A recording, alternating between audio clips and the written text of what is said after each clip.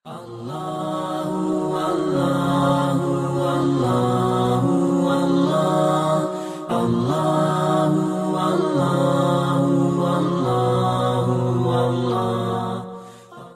নবী করিম সাল্লাল্লাহু আলাইহি ওয়াসাল্লাম ওয়াইন্না আহাব্বাল আমালি আদওয়ামুহা ইলাল্লাহ ওয়াইন কাল্লা, আল্লাহর নিকট সবচাইতে প্রিয় আমল হচ্ছে আদওয়ামুহা, স্থায়ী আমল, স্থায়ী আমল, ওয়াইন কাল্লা, যদিও তার পরিমাণ কম হয়।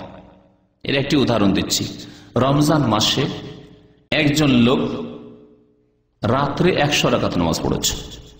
এরকম কিছু প্রাচীন যুগের ওলামায়ে কেরাম, আইম্মায়ে কেরামদের জীবনীতে লেখা হয়েছে, আল্লাহ ভালো জানে তারা 100, 200, 300 পড়েছেন না, তাদের ভক্তরা এইভাবে বাড়িয়েছে, তারও সম্ভাবনা কিছু আছে। 100 রাকাত, 200 রাকাত, 300 রাকাত নামাজ পড়েছেন, কোরআন খতম করেছেন, এত খতম করেছেন, অনেকগুলি কথা বাড়াবাড়িও আছে, যদি করে না খুব বেশি।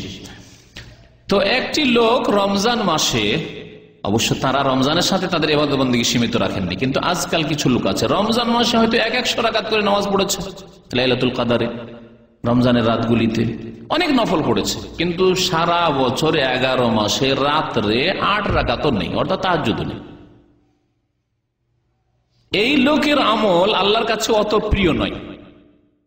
100 করে 100 রাকাত করে রমজানের 30 রাতে, তাহলে কত হয়ে যাবে?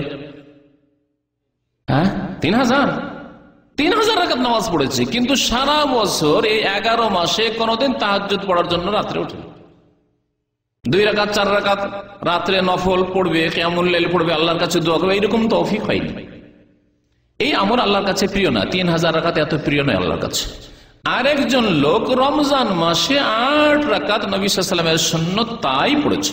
নবী করিম সাল্লাল্লাহু আলাইহি ওয়াসাল্লাম 8 রাকাতের বেশি আর 3 রাকাত ভিতরে 11 রাকাতের বেশি কখনো পড়েনি। মা কানা ইয়াজিদু ফি রমাদান ওয়ালা ফি গায়রিহি আলা 11 রাকাতান, সহিহ বুখারী শরীফ হাদিস।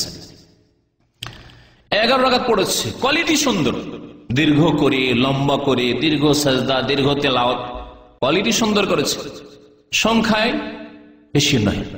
আর তারপরে রমজান পরেও তার কিছু না কিছু নফল ইবাদত বন্দেগী নামাজ আছে, রাত্রে তাহাজ্জুদের নামাজ আছে। তাহলে 8 রাকাত করে যদি দেখা হয়, সংখ্যায় এত বেশি নয় হয়তো, কিন্তু আছে নিয়মিত কিছু না কিছু ইবাদত বন্দেগী তার নামাজে রাত্রে আছে। তাহাজ্জুদ পুরো আছে, অথবা 2 রাকাত 4 রাকাত 6 রাকাত নামাজ যাই পারে পড়ে। নিয়মিত তাহাজ্জুদ না পড়তে পারলেও মাঝে মাঝে রাত্রে উঠে 2 রাকাত 4 রাকাত নামাজ পড়ে, আল্লাহর কাছে দোয়া করে, এইরকম লোক একজন। আর রমজান মাসে ওই 100 রাকাত 200 রাকাত পড়তে পারেনি, ও 8 রাকাত পড়েছে। কার ইবাদত বন্দেগী আল্লাহর কাছে বেশি প্রিয়? এই ব্যক্তির।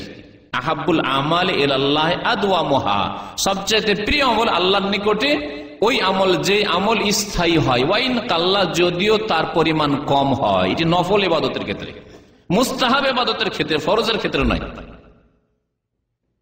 কেউ যদি বলে ফরজের ক্ষেত্রে যদিও কম হয়, কিন্তু যে স্থায়ী করে, আর 4 ওয়াক্ত ফরজ নামাজ পড়ে, স্থায়ী সারা বছর 4 ওয়াক্ত পড়ে, বলবেন ভালো নাকি? যেই ফজর পড়লো না সে কুফরিতে চলে গেল। আল্লাহ না করে ফজর থেকে নিয়ে জোহরের মধ্যে যদি মওত হয়ে যায়, তো কুফর অবস্থায় তার মওত হইল।